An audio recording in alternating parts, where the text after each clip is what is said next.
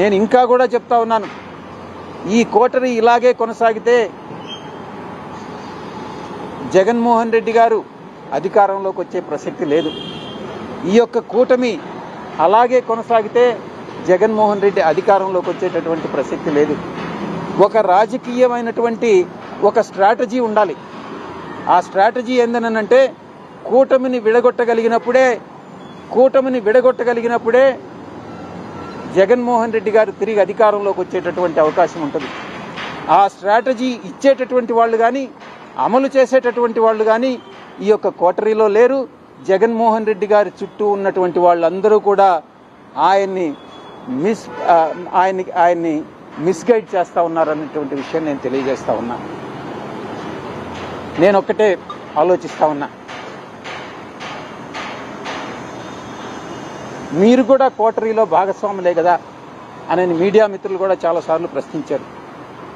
నేను ఒకటే చెప్తా ఉన్నా, సంవత్సర రోజులుగా మీరు నమ్మినా నమ్మకుండా మీరు సెటైర్లు వేసినా నేను వ్యవసాయం చేసుకుంటానే ఉన్నాను. అప్పుడప్పుడు నేను గమ్ముగా ఉండలేను కాబట్టి నాకున్నటువంటి స్వల్పమైనటువంటి రాజకీయ పరిజ్ఞానంతో ఏదో ట్వీట్స్ పెట్టడం, ఏదో టెక్నికల్గాను అకాడమిక్గాను ట్వీట్స్ పెట్టడం చేస్తూ ఉన్నాను. అంతేగాని నేను జగన్మోహన్ రెడ్డి గారిని విమర్శించడమో లేకుంటే ఇంకొక రాజకీయ పార్టీని విమర్శించడమో నేను చేయలే. అయినప్పటికీ కూడా జగన్మోహన్ రెడ్డి గారే నన్ను విమర్శించారు.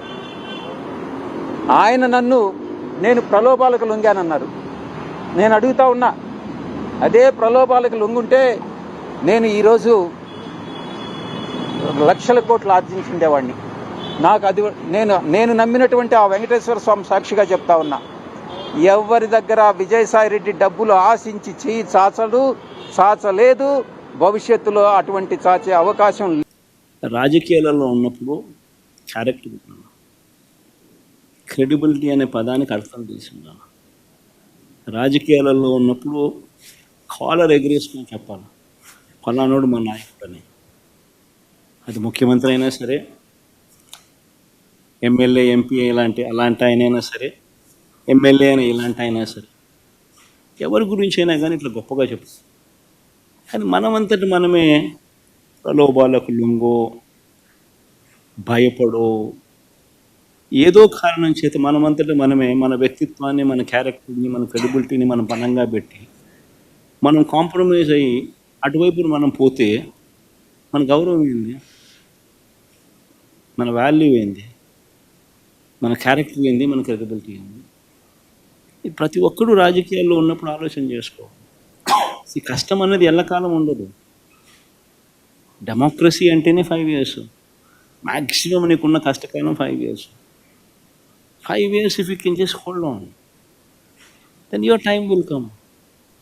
One should always have the patience, always have the character and credibility within ourselves to stand up.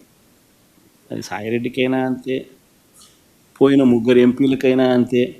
ఒకవేళ నువ్వు చెప్తా అన్నట్టు ఇంకా ఒకడో అరో ఇంకా పోయే కార్యక్రమం జరిగితే వాళ్ళకైనా ఇంతే. ఒకటి చెప్తా ఉన్నా, వైఎస్ఆర్సీపీ ఈరోజు ఉంది అని అంటే అది వీళ్ళందరి వల్ల లేదు. వైఎస్ఆర్సీపీ ఈరోజు ఉంది అని అంటే దేవుడి దయ, ప్రజల ఆశీస్సుల వల్ల వైఎస్ఆర్సీపీ ఈరోజు ఉంది. ఒక లీడర్గా మనం ప్రవర్తించే తీరు తలెత్తుకునే విధంగా ఉండేట్టుగా ఎప్పటికీ ఉంటే ప్రజలు ఎప్పుడూ ఆశీర్వదిస్తారు. అసెంబ్లీ సమావేశాలు నేసారు కూడా బహిష్కరిస్తున్నారు. అసెంబ్లీ సమావేశాలు అన్నది మనం బహిష్కరిస్తున్నామనే దానికన్నా you should ask the speaker why is he not responding to the court. స్పీకర్ని అడగాలి. వాళ్ళు హోదా కోర్టు సమన్స్ ఇచ్చింది, కోర్టు స్పీకర్ను రెస్పాండ్ కమ్మని చెప్పింది. ఎందుకు రెస్పెక్టుకోవాల్సిందని మనం ప్రతిపక్షంలో ఉన్నాం. మన డ్యూటీ ఏంది? ప్రజలకు మెసేజ్ కమ్యూనికేట్ చేయడం. నీ ద్వారా కమ్యూనికేట్ చేసినా ఈ మాదిరిగా సిన్సియర్గా, ఈ మాదిరిగా ఫ్యాక్ట్స్ అన్నీ చెప్తూ, ఈ మాదిరిగా ప్రజెంటేషన్ చేస్తూ ప్రజలకు సత్యాలు చెప్పడం మోస్ట్ ఇంపార్టెంట్ థింగ్. ఇప్పుడు ఇవన్నీ లైవ్ టెలికాస్ట్ జరుగుతూ ఉన్నాయి. సమాధానం చెప్పండి వాళ్ళను. That is what people want. నువ్వు నేను ఎదురుగా గుద్దుకోవాల్సిన పనులా, కొట్టుకోవాల్సిన పనులా, కుస్తీ పడాల్సిన పనులా, ఎదురుగా ఉండాల్సిన పనులా? నేను నీకు చెప్పినా నువ్వు చెప్పు, సమాధానం చెప్పు. వాళ్ళు వీటి మీద మాట్లాడట్లేదు. మీరు ఏవైతే అంటున్నారో అవన్నీ జగన్ గత ప్రభుత్వంలో తప్పులు చేయడం వల్ల ఇప్పుడు అదే చెప్పేది. ఎందుకంటే వాళ్ళు చేయాలని లేదు. చేయాలని లేనప్పుడు కనీసం సిన్సియారిటీ టు అపాలజైజ్ కూడా లేదు.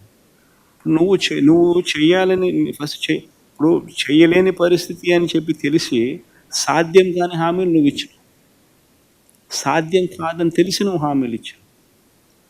సో నువ్వు మొట్టమొదటి రోజు నుంచే మోసం చేయడానికి నువ్వు అడుగులు ముందుకేసావు.